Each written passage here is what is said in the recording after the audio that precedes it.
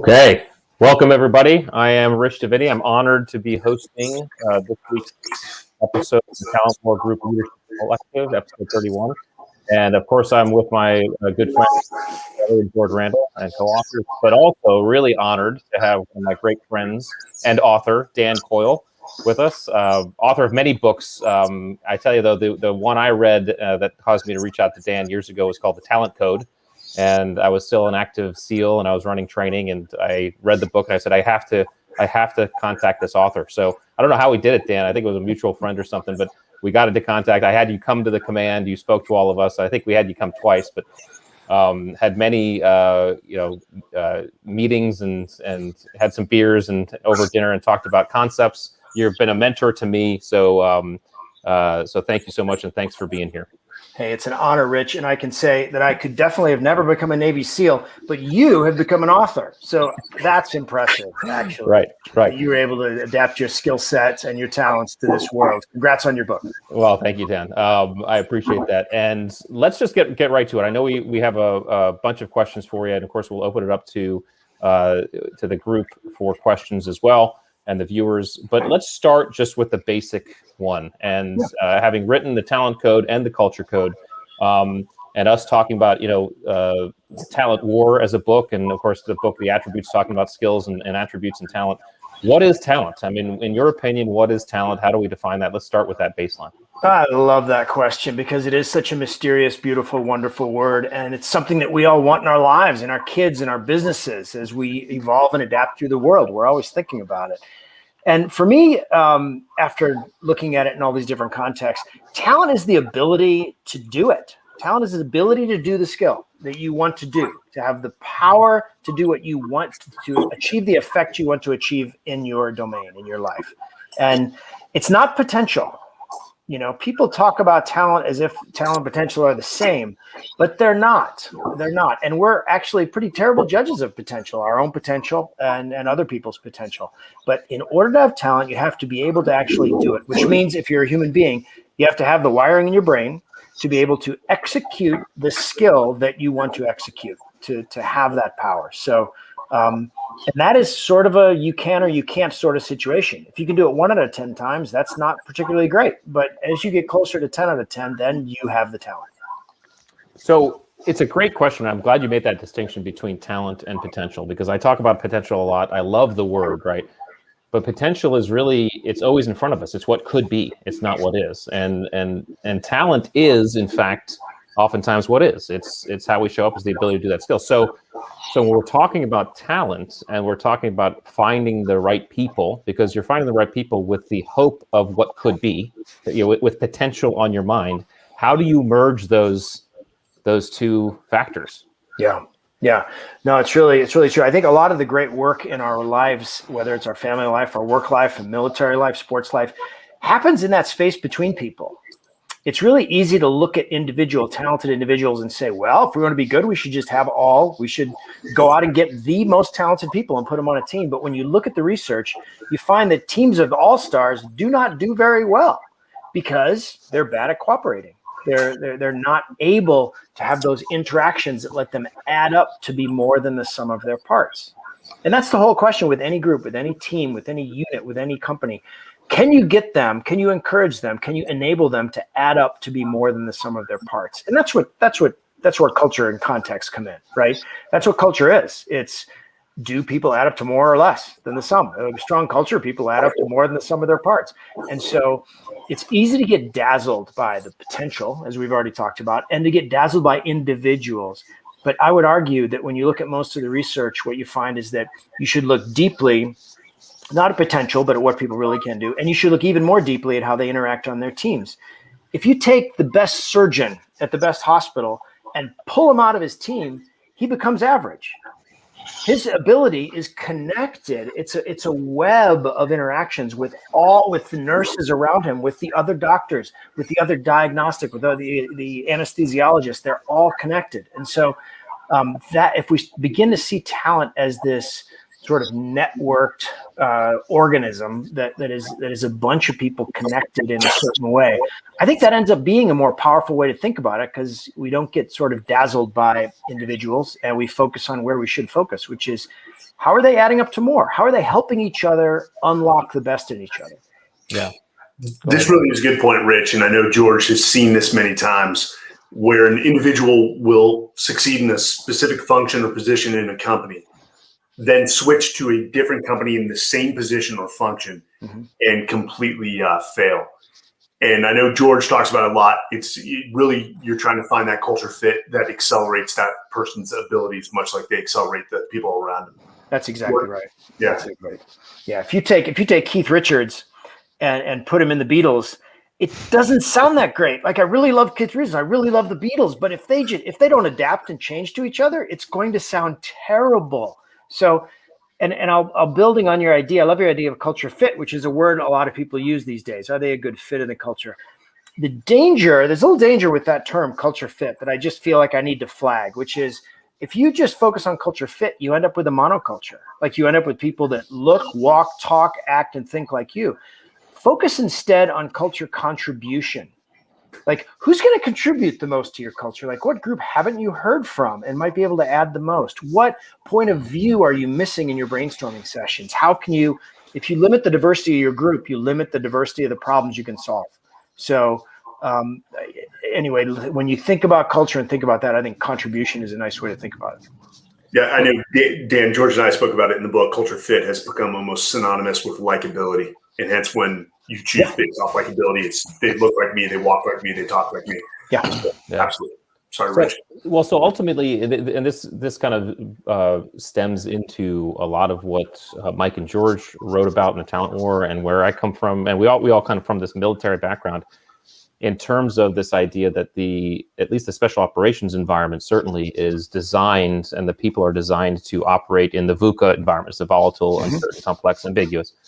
And so it comes down to human relationship. That's what, people who can work together. So when we're talking about culture, and if we put aside those visible talents that you talk about, what are some of those more innate things that you've seen that are important in the foundational elements of building the best cultures? Yeah, what a cool question. Well, all good cultures happen on this platform of psychological safety. Psychological safety.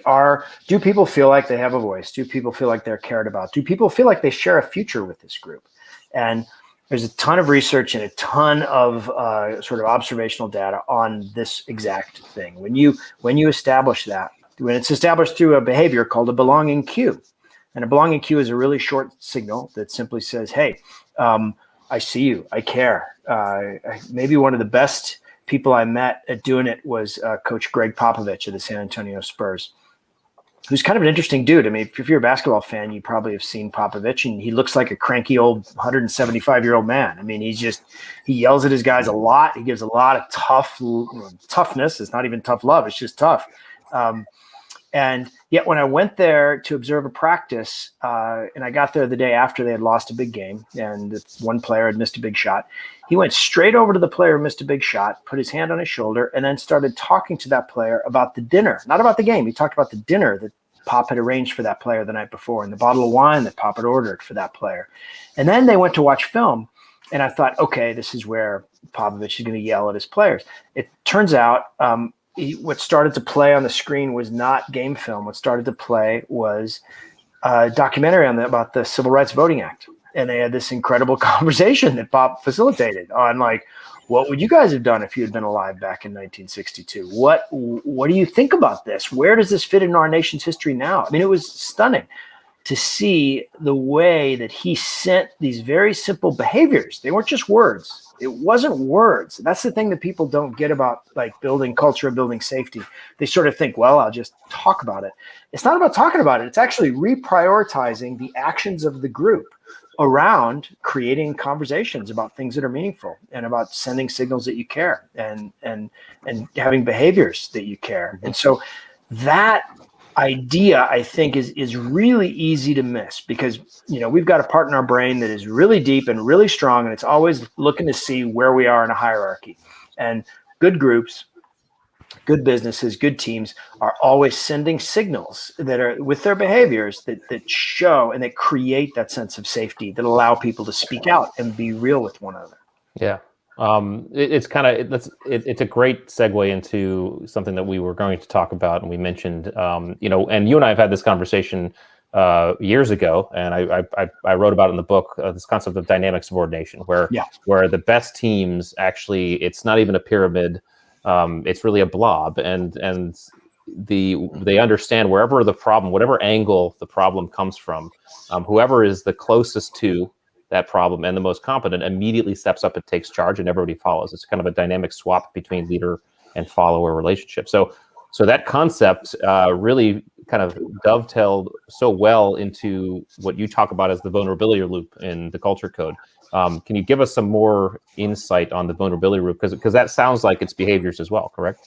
100%. I mean, and I love that image you're painting of dynamic subordination, this idea of kind of this, you picture a flock of birds or a school of fish, and they're going around, moving through a forest or a coral reef, and they're adapting to each obstacle. There's no one bird saying, turn left here, turn right here. They're watching each other and figuring it out. And that idea, in my work, I call it a vulnerability loop, this idea that, we're naturally hierarchical people. So when there's tension or a decision being made, everybody looks to the leader. And the leaders of good groups that I saw were very quick at displaying their own fallibility in order to give people voice so that they can do what you just described, step up and lead where they're best suited to lead.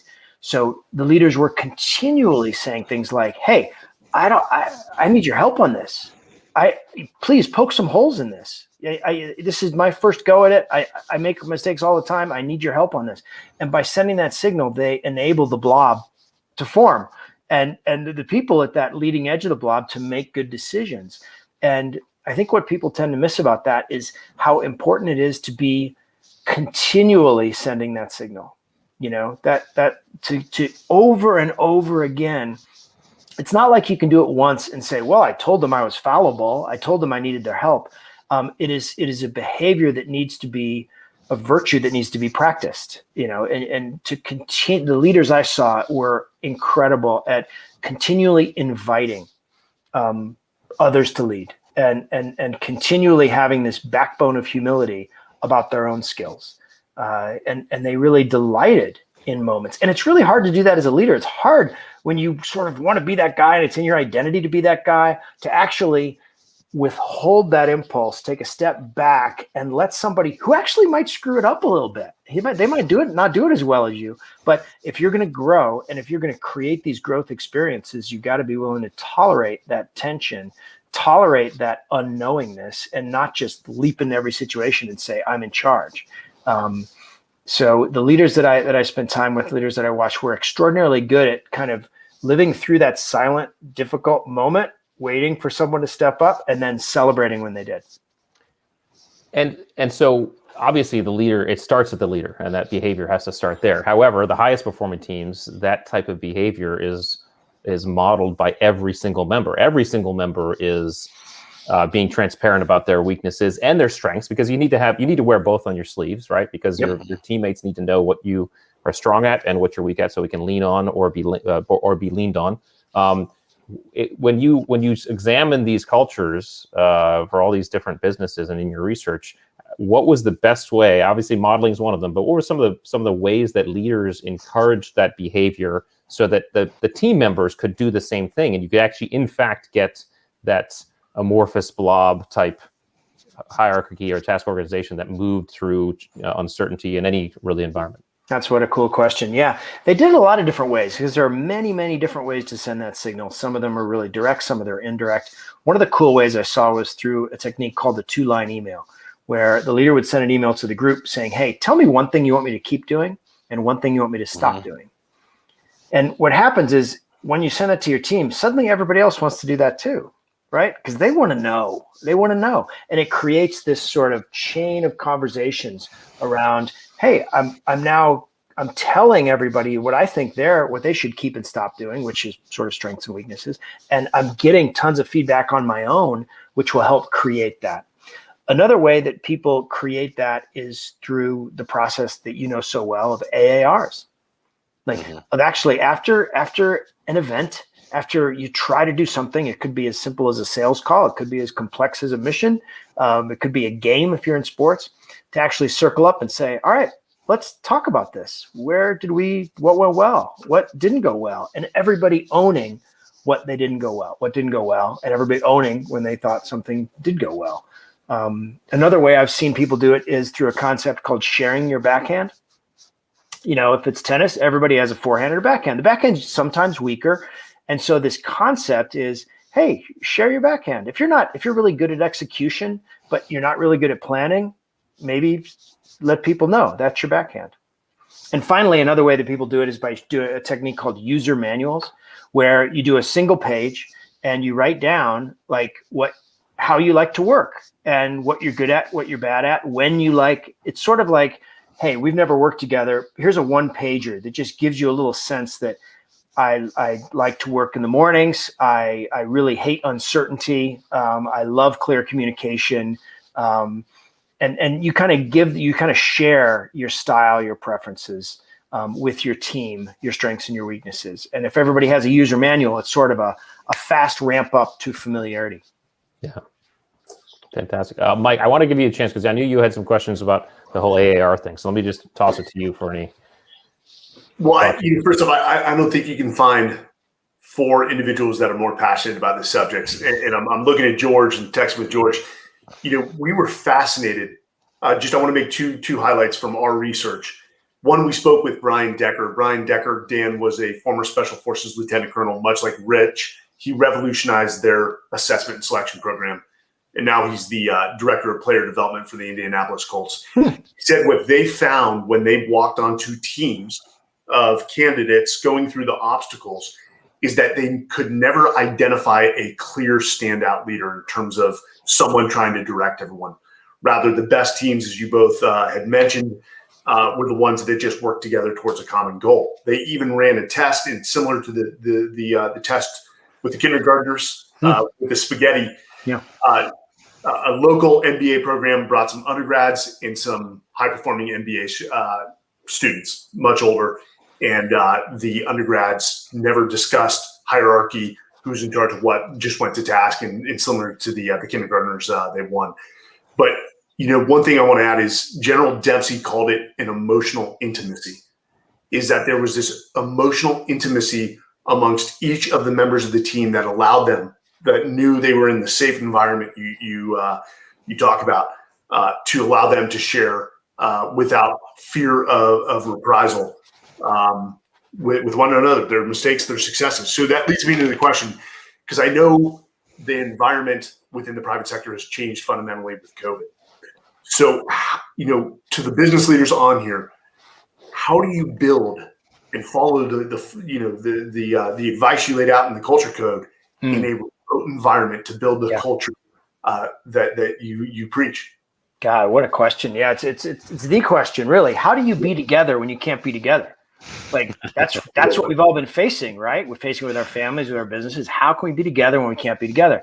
And the places I've seen it, the one big answer is that you can't. We are social people and we're also physical people. And the idea that you're going to have some amazing culture and you'll never see each other and never be in the same room with each other, your culture is not going to be that great. It can't be. I wish I could say, yes, there's this magical way that you could, but no, at some point being physically together is absolutely vital for building that sort of connection. The good news is that there are some ways that have evolved, and this has been the pressure of COVID has caused these sort of breakthroughs and sort of shortcuts, if you will, to evolve. And I think some of them are as simple as tips that you can use in a remote meeting. One of those tips that I would say that I've seen work really well is that every remote meeting needs to have some kind of a warm-up session where you're not talking about the work, but where you're sharing as people. You're sharing what your best lunch you had in the last month was, or what movie you watched on Netflix, or you're doing some kind of warm up with breathing. You're creating some sort of space together is basically what you have to do online in order to create that emotional intimacy that you talked about. Another big thing that's happened through COVID that I think has been a real positive is that good cultures, it's been an opportunity to normalize conversations about mental health, to have leaders do that.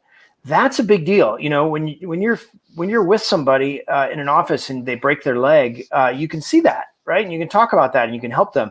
But we're working remotely, and all these mental health issues are very much in the fore. And so I've seen leaders in several groups go way out of their way and try to share their own mental struggles that they're having, with a way to normalize that and make that be a way to create closeness and intimacy that maybe you wouldn't have had if we wouldn't have had this COVID problem. And another sort of thing that I've seen, which is just a very random tip, but I've seen the effectiveness of eating together online remotely. And it sounds crazy, like watching Rich and George and Mike eat pizza together doesn't sound like it would be awesome, but we're sort of wired to respond to the process of breaking bread together. It's one of the most fundamental things we do as human beings. And so I've seen a lot of groups go out of their way to create these sort of hangout spaces where people can just kind of hang out, have tea, have a coffee, have a lunch together. And to normalize that does create something close to that intimacy that you talked about. So, but going forward, as we go into this new hybrid world, I think one of the big takeaways is going to be that we need to intersperse physical connection, especially when you want to be creative with a group. The studies show that being physically present on creative problems is far more productive than working remotely on creative problems. So if you going forward, think about your work in two big buckets. You've got your productivity bucket, the stuff that you do steady all the time, you want to churn it out. That's sort of okay to do remotely.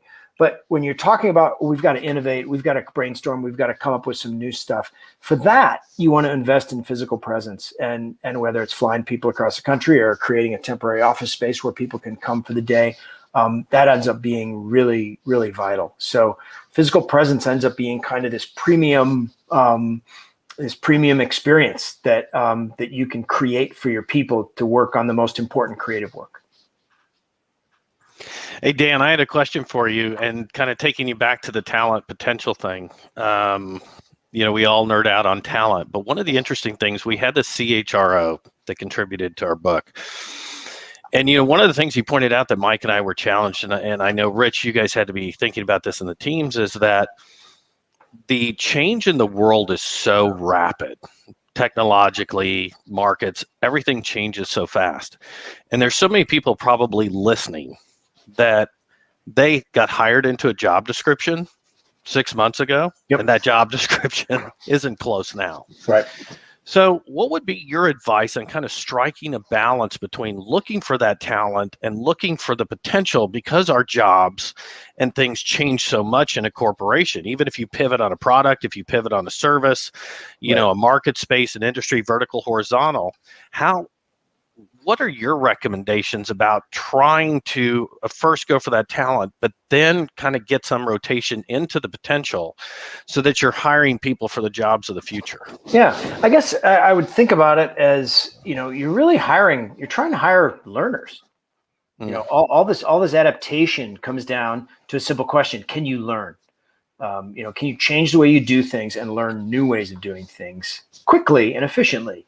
And so that ends up being the attribute, to go back to Rich's notion, that ends up being the attribute, because whether someone's a learner is sort of deep in their identity in some ways. Are they willing to have a flexible identity that says, you know what, you hired me as an analyst, but I'm going to be a consultant now. I'm going to be a manager now. I'm going to be a coach now.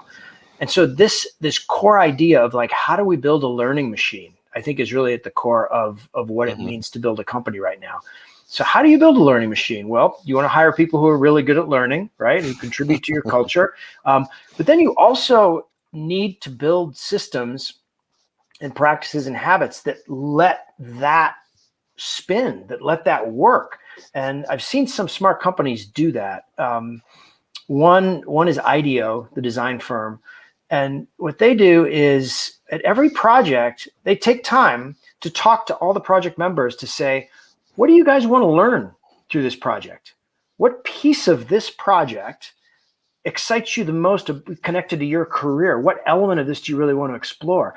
And by taking time to just sort of stop the treadmill and shift the focus. The usual focus is like, how do we get this project done? We need to go, right? But to actually stop the clock, stop the treadmill, and say, what are you, Mike and George and Rich, what are you most interested in learning in the next couple months over this thing, is massive. And by the same token, that question around development ends up popping up when you hire someone, right? That becomes a big part of the hiring process. And I've seen some companies go so far, and I do some work with the Cleveland Indians baseball team that soon won't be named the Indians, but they Cleveland baseball team, I should call them, I guess. But they've gone so far as to build something in the organization called CLEU, which is like Cleveland University, where they take sort of the core skill sets of how do we assess talent, how do we analyze players, and they teach them. And actually, who teaches them? Well, the people in the organization teach them. So everybody in the organization is at once a teacher and a learner of these processes that we share. And another thing that I've seen is always when if you're going to make development and learning a core center of your company, which I think most smart companies do, who's first? Who's first on that bandwagon? It's the leader, right? It's the leader sitting in that class taking notes. It's the leader volunteering to be a teacher on the most fundamental, simple, analytical thing you're trying to learn. It's the leader who's stepping up and saying, look, this is who I am. I'm a learner. So that's a great segue into one of the questions we got from the viewers. And so let's see, Jeffrey from LinkedIn says, hey, Dan, how would you recommend best practices for identifying talent during a hiring process? To include, if it's possible, to recognize what your company's culture needs. My concern is missing out on top talent because their resume does not show that they are a skill fit, but they could be a character fit nonetheless. And what a great question. I think, if we look at all the research around hiring, what we find is that emotions are not our friends, except at the end. Intuition is not our friend, except at the end. So when it comes to hiring for skill, I think the best practices that Daniel Kahneman and others have uncovered here is be extremely systematic about measuring the measurables and get a very wide 360 assessment. And then you can apply your intuition to these things to say that someone's a character fit. History shows that we're not great judges, that our instincts to say that, oh, this is the right person are often incorrect. So be as think of it in two parts. First, be very cool. Be very measured. And then after you have all those measures, then think about them, reflect, and apply your intuition. And in the end, to sort of connect back to the previous conversation, I guess I'd be a little bit wary about hiring for any particular skill in this changing environment. If there is a particular skill that you're super focused on, then yeah, it makes sense to prioritize that. But when those other issues of how they're going to work in a team, how is the environment going to change when that particular skill, when emphasis is taken off it.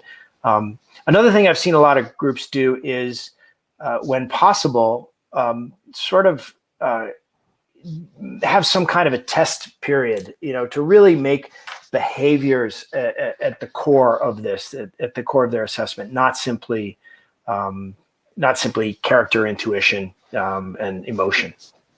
It's just to kind of dovetail on that, because it reminds me how like Mike and I were spoiled with SEAL training, which it seems antithetical to say SEAL training is spoiling people, but the idea was we had a long period inside of which candidates were assessed, and I get the question all the time: is how do we find these innate qualities? How do we find these attributes in a hiring process, especially if it's like really like it's just an interview or a resume? And so I would echo what you're saying, Dan, in terms of it.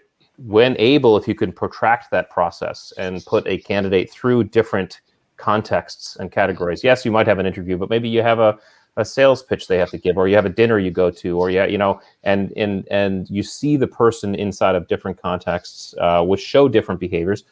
And then we're big fans, albeit keep it definitely legal and not malicious, of throwing the process into some sort of uncertainty and ambiguity, so that you can see how someone adapts, how flexible, how patient someone is, how resilient they are if things don't go their way. Where have you seen in your research and all the organizations you've been around, military included, but where have you seen organizations that are able to execute kind of a little bit more protracted of a hiring process so they can smooth those things out? I like that. There's one of the best was Zappos, actually. They would do this thing. They did, just to connect back to what you were just saying, they used to interview the shuttle bus driver who brought the candidate over just to kind of get a vibe. Like, is this guy, if they were running late, was this guy a jerk? Interview the shuttle bus driver. I remember another CEO used to talk to he'd take candidates to breakfast, and he would specifically arrange with the waiter to have the wrong breakfast brought to the candidate, right? What's he going to do? It's just like a little litmus test, and it's a little sneaky, but it's still like, let's add a little bit of stress to this environment and see what happens. And finally, Zappos did this thing, talk about protracting it, where they offered people money if they quit. So there was a point in the hiring process where you reach, okay, you're on stage 9 out of stage 10 of hiring. We're going to offer you $3,000 to walk away right now. And so they would actually have to actively forego that, investing themselves even more deeply in the process. And it's kind of genius. It certainly weeds out anybody who's sort of short-term focus. Wow. The observation when candidates don't believe they're being observed is a very valuable measure. And George knows that extremely well. I mean, Rich, happened to me so many times I can't count. And George has a funny story about a guy in an airport who was yelling about how he's a shoo-in for the job while somebody was sitting from the company not too far away, and very quickly he did not receive an offer. But we're no strangers, Rich. We utilize that at times within the assessment. Even peer evals are a powerful tool for what the instructors can't see, though should be taken with a grain of salt, given how some people are overly competitive. Yeah. So it kind of dovetail. We have a couple of questions. I want to, one from Kalisti from LinkedIn, who says, what advice do you have for interviewees who are trying to sell themselves? Because of course the hiring process is I think it's two-sided, right? So the company is certainly looking for the right candidates, but I think the candidate needs to be looking for the right the company. So a candidate who really wants to be part of a company, what are some things they can do to show or display some of those more innate qualities and make themselves a little bit more attractive to the company? Yeah, what a cool question. I think one of the things that people can do is to kind of take advantage of the power of story. Stories are, I think one Stanford study had it 22 times stickier than data or bullet points. And so the idea that if you have got, again, a lot depends on authenticity, a lot depends on how you deliver this, but if you have a compelling story about a challenge that you faced, struggled with, overcame, that goes back to your background, that goes back to what you can contribute, it goes back to your skill set, anything like that. But I would just think in the form of story, because that is what's going to sort of separate you from them. And I think another thing that separates people in the virtual world, a second thing is to do the homework. I've sort of heard anecdotally, that interviewing is so sort of easy now and so simple that it's easy just to sort of, and everyone is used to having all their stuff kind of be public and social media and every other way, that it's easy to skip that step of, wait, I want to do a really deep dive on these people and figure out what they're struggling with. If an interviewee can accurately depict what a company is struggling with, and that can take some work to get to. It can take a little shoe leather, as a reporter would say, to sort of dig and figure out what's the company, what is this group, what is this boss, what is this team, what do they really need to get good at in the next 6 months? What are they laying awake at night 4 a.m. thinking about? And if you can describe that and speak to that, that forms a connection like nothing else. So those are the two things I guess I would say. Think in terms of story and try to figure out their struggle and speak to that. Oh, such great advice. Let's go to Francisco from LinkedIn, who said, so I recently read the book by David Marquet. He talks about the leader concept instead of leader follower. What are your thoughts on this? I think everybody in the team is a leader in some shape or form. I couldn't agree more. I love that concept. And, we've seen that around when, you talk about servant leader. I guess that's the inversion of the same thing, that everyone's kind of serving each other. But this idea that Rich so eloquently described before, of this sort of blob of self-aware people, each of them taking leadership positions at a certain time, and everybody else, for that to work, everybody else has to realize that and react and fall back a little bit. And so it takes some special intention, I think, especially to language, especially by leaders, to try to create that sort of environment where you actively talk about it. And I think that's something that people, maybe need to do more often, to put that in the vocabulary of saying, like, okay, we're all leaders here, and you're going to be the leader for this, and I'm going to be the leader for that, and to sort of celebrate and spotlight those sorts of behaviors. Because when you look at any good group, that's actually what's going on.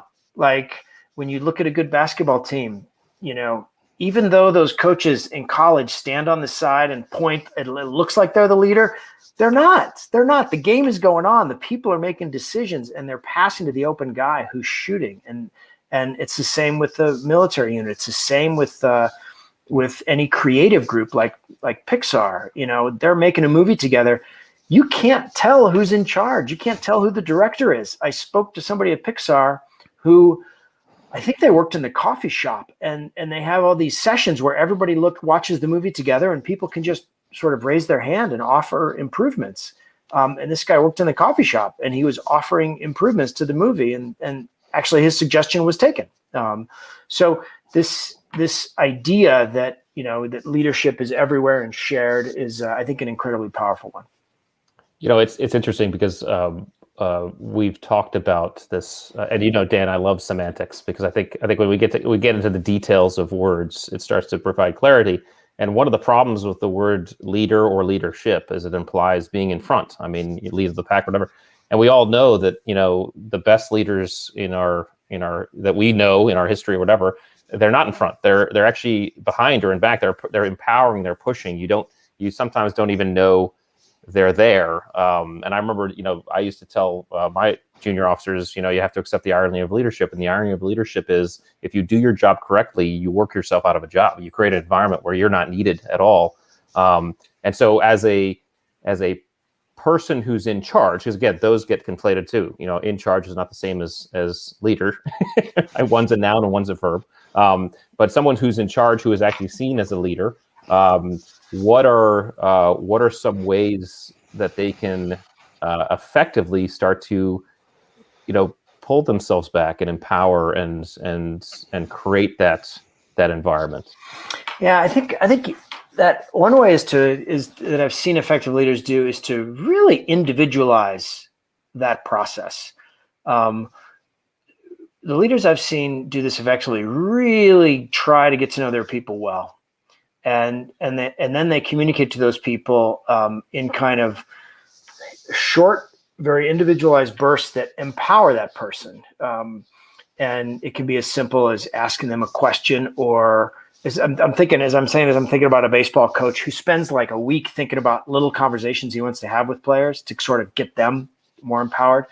One time there was a player who was just kind of not trying very hard, and he thought for a long time about how to do that. And he ended up saying to the player, like, hey, when you were on the other team, your uniform was always dirty. Like, we hated playing against you. And he really brought that out, like how much that guy was so hard to play against because his uniform was always dirty. He's always diving around. And he sort of said, when was the last time your uniform was dirty? And it was a kind of a stinging message in a way, but it was really done in this very positive, supportive, appreciative way to kind of bring that out in that player, to say, look, you can be a leader on this team, and I need you to be a leader on this team. So I think they think in terms of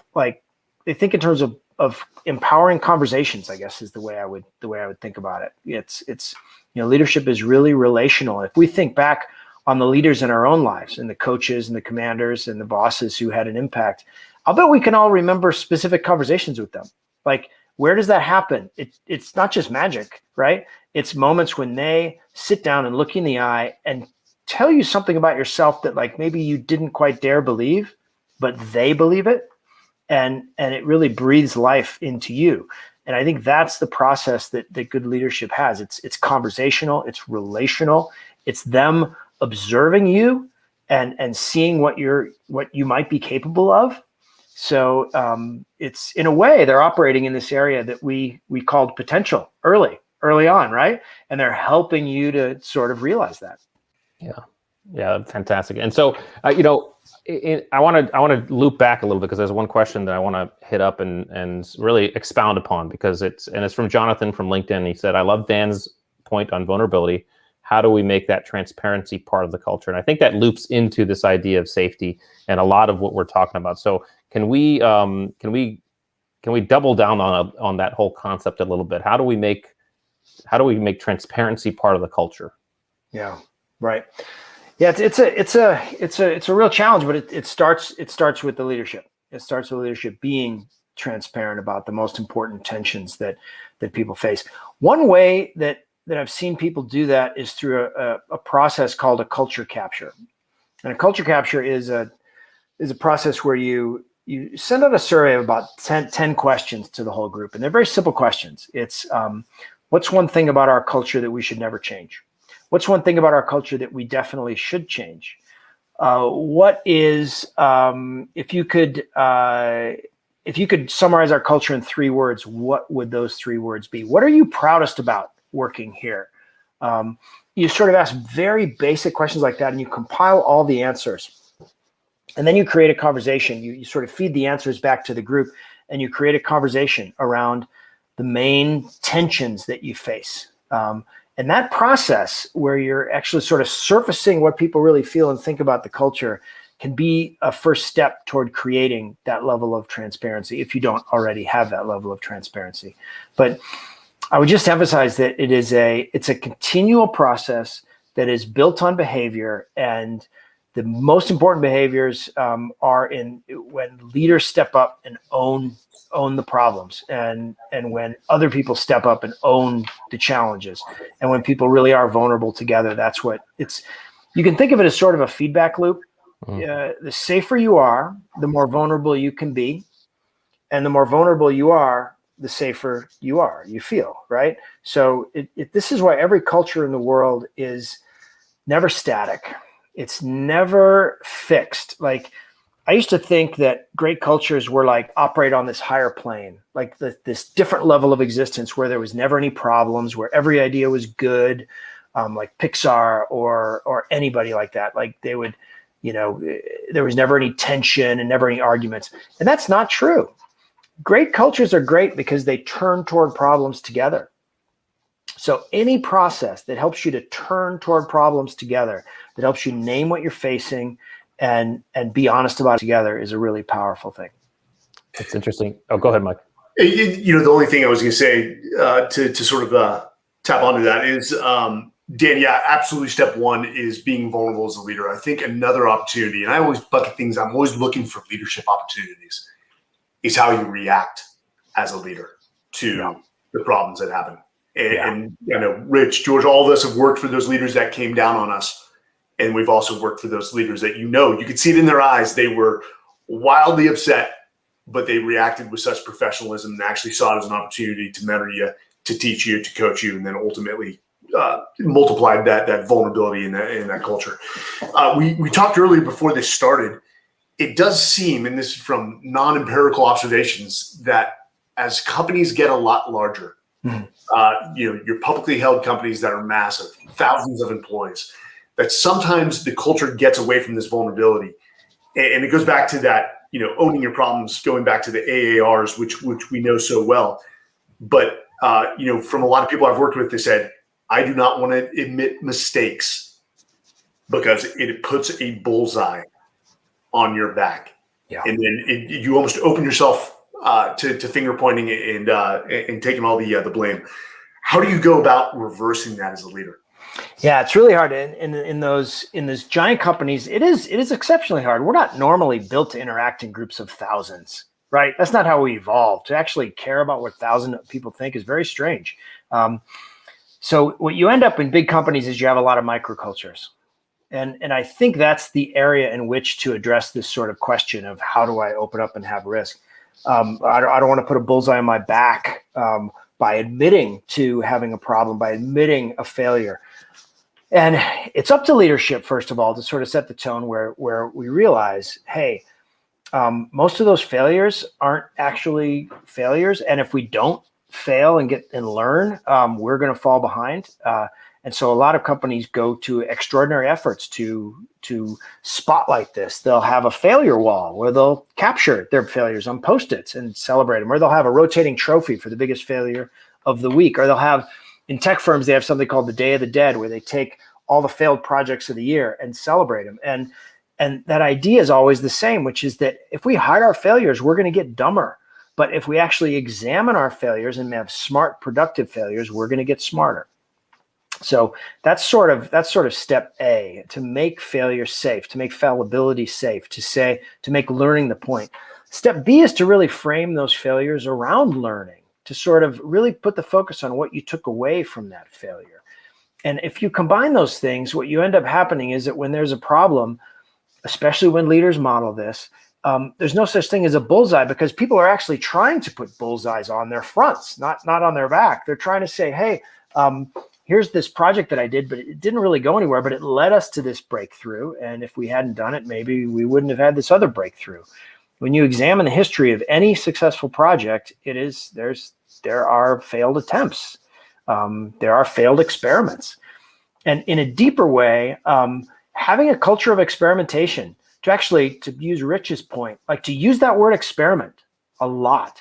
I think that's a really important word to use in business and in life and family. Like, you don't know how it's going to turn out. Like, if you're going to do this new dinner thing with your family, you shouldn't say, we're going to do this new dinner thing and it's going to be that way forever. Like, that's not a good way to do it. You say, no, we're going to do this experiment. We're going to eat dinner at 5:30. Let's see how it goes. And that creates a whole different narrative around the process of change, a narrative that gives people the freedom to speak up and give and share data and share results and learn together. So don't have initiatives, have experiments.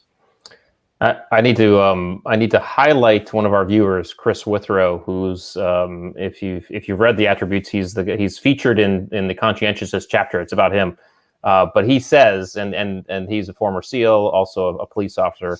He says, just really echoes what Dan has been saying. Transparency and culture equals provide safety for employees when they make mistakes, make it okay and celebrated when it isn't nefarious, right? So Chris, great that you're here. Thanks for showing up. Very well said.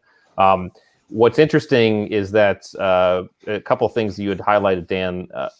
First, turning into conflict. Encouraging those arguments, and it reminds me of when you see great marriages, which is really a microcosm of a high-performing team. A great marriage is a microcosm of a high-performing team, because great marriages, you'll see effective arguments between spouses, that they have, and they always say the sign of a marriage in trouble is people never argue, right? So I would offer it's probably the sign of a team that's in trouble as well, because they don't have that feeling of safety to argue.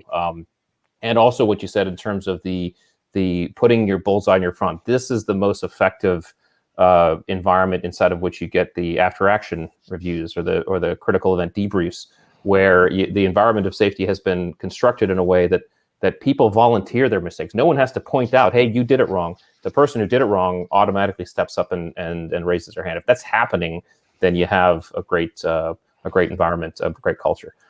Let me get to one question here from Amber, because I know we're almost finished here. Amber says, what's the bottom line failure in an organization? Not hitting numbers, perhaps communal rewards rather than siloed individuals. Is a smart foundation, drives a collective approach to achieve results. Yeah, I like that. I think that idea of communal rewards is a powerful one. And in good cultures, a large part of the incentives is the treat of solving hard problems with people you admire. Like I think in all the really strong cultures that I've encountered, most people there would. There's a pattern, and I know you guys have seen it with the SEALs, where somebody might leave the SEAL team for a little while and then they come back. And the reason they come back is they say, I couldn't get that anywhere else. Like I couldn't get this. I couldn't get this. This thing of doing hard stuff with people I really like and love. And I think that's a really powerful thing to keep in mind as you go and build a culture when you have these other incentives. The most powerful incentive you can have is the thrill of working with great people. And to keep that front and center, which means you have to keep that relationship and that environment in which that happens front and center. When you run a business, you often have this devil's bargain where you have to choose between, do we get the project done or do we take a second and stop and support the people? Do we execute or do we focus on the relationship? And the good cultures I've seen always make that second choice. You know, they sort of take a breath. Let's not get into a burnout situation. Let's support each other. Dan, I think you make a great point. Rich, what do you say? You want to lace them back up and get back in the game? You want to head back to the games? Yeah, that's all right. No, I don't know if I'd be of value because I think you age out after a while. We would break on mission number one. That's right. Yeah, we'll break on the training. So that's a good segue into a question from Lucas from LinkedIn, who says, when looking for a candidate, how does bounty fare for finding a candidate, i.e. offering money to someone who referred to a candidate after 90 days being? What is your thought on money as an incentive? It's an incentive. I think with all good cultures, it ends up being in sort of a separate lane to the work itself. It doesn't end up being in the center. And moreover, what I see in good cultures is kind of an attentiveness to equality that does not go along with kind of the bounty approach. In that attentiveness to equality, you see it in parking spaces. You don't have a CEO leader parking spot. You sort of treat people evenly. I'd say at most top cultures, people are slightly underpaid because of this kind of relational bonus that you get, which is sort of priceless of being in a great group. Yeah, I think there's probably, to answer, people the bounty is that we, in talent acquisition, my 20 years, we've actually spent a lot of time, providing incentives because there's so many people who, are working for great companies, great cultures, and their talent brand isn't. I mean, if it got out, everybody would be flocking, but some people are limited on that talent brand. So I know from a talent acquisition perspective, we do an awful lot to incentivize our great talent to say, hey, you probably run in this great circle. Mm-hmm. You know what? And if you bring somebody in and they get hired, which is actually the number one way that people get hired now is through employee referrals. So we just started incentivizing it, and we found that the quality would just kind of go up slightly. Now, unless our listener is talking about offering a bounty outside to somebody, mm-hmm. Can't say that I would probably buy into that. But rewarding people for bringing other great people into your circle, I think, is something that's just absolutely worth every penny you can give to it. Cool. Let's see. I think we have time for one more, and then we'll tie this up. Matt asks advice on creating a culture of self-accountability and motivation. Any ideas on how to help get the team engaged and motivated would be appreciated. Yeah, I think there's a bunch of. It's funny. I'm writing this book called The Culture Playbook. It's the manuscript is on my desk right behind my computer right now. It's going to come out next spring. That'll have some ideas for you in a little more detail. But I would say overall, the word that I would go to is co-create, and try to sort of co-create a team charter. Kind of try to create a document around what your team is, who they are, how they work together. And one way that I've seen people do that is by one element of this can be something called a mantra map, where you sort of capture in as few words as possible, kind of the essential North Star of where you're going, and then the ways in which you want to get there. I have an example of one in the Culture Code. If it's useful to you, you can check out from Danny Myers, who's a restaurant owner in New York City, who made a really beautiful one. But that idea of spending time together, building that sort of platform of psychological safety, that's where things begin, right? And I would also suggest, sort of, if it's possible, to go somewhere together and do that, have an experience together to start to build those connections and those relationships. That's fantastic. All right, we're going to kind of land this plane here. Mike or George, any other comments before I give it to Dan for the last word and close this out? George, you're on mute. Had to happen once. Yeah, had to happen once. I had to lead the way on that example. Thank you for that. No, I just want to thank you for your book and being on, because I've written down a couple notes that I think are absolutely critical to some of the things that we do. They're just, little bits of genius, and I'm very grateful for them. Rich, the only question I have for Dan is for the audience listening, and I'll mirror George. Thank you for writing your books. Was fascinated, just completely fascinated with them, and got through them very quickly. Where can people find you? Somebody wants to bring you into their company. Where can they find you? Oh, you bet. DanielCoyle.com. You can find me there. Hit a link and send me an email.